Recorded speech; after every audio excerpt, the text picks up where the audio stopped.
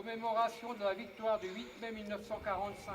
Message de Geneviève Darrieussecq, secrétaire d'État auprès de la ministre des Armées.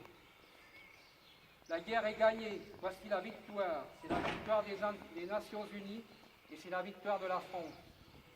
La voix solennelle qui porte ce message dans l'après-midi du 8 mai 1945 est celle qui, depuis le 18 juin 1940, incarne la France dans la guerre.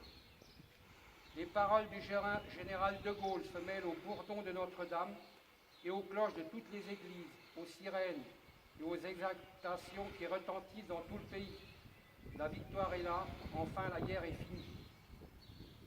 Il y a 74 ans, l'Allemagne signait sa capitulation sans condition par deux fois.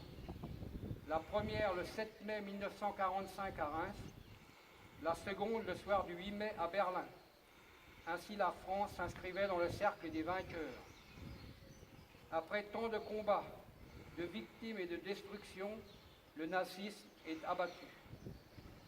C'est la victoire sur une idéologie totalitaire, raciste et criminelle qui a mené la violence jusqu'à ses effroyables extrémités.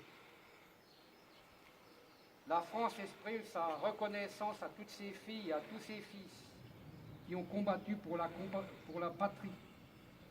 Les combattants de 1940, les Français libres, tous ceux qui ont répondu à l'appel de la résistance, les armées de Leclerc et de Delattre. La France se souvient des déportés qui ont souffert de la barbarie et des victimes des camps de la mort. La nation n'oublie pas tous ceux qui ont subi les conséquences du conflit, les prisonniers, les victimes civiles, les veuves et les orphelins. La France exprime sa reconnaissance aux femmes et aux hommes, ici des nations du monde entier, qui ont conjugué leur effort pour nous libérer et restaurer la dignité humaine. En ce 75e anniversaire de l'année 1944, la France se souvient de ses libérateurs. Des villages du littoral normand à la flèche de la cathédrale de Strasbourg. De semaine en semaine, le flot de la liberté a recouvert le territoire.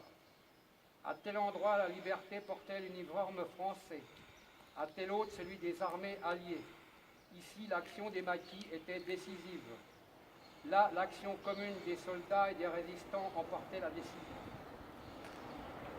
75 ans après, alors que les derniers témoins vivants de cette histoire sont parmi nous, la mémoire de ces événements demeure.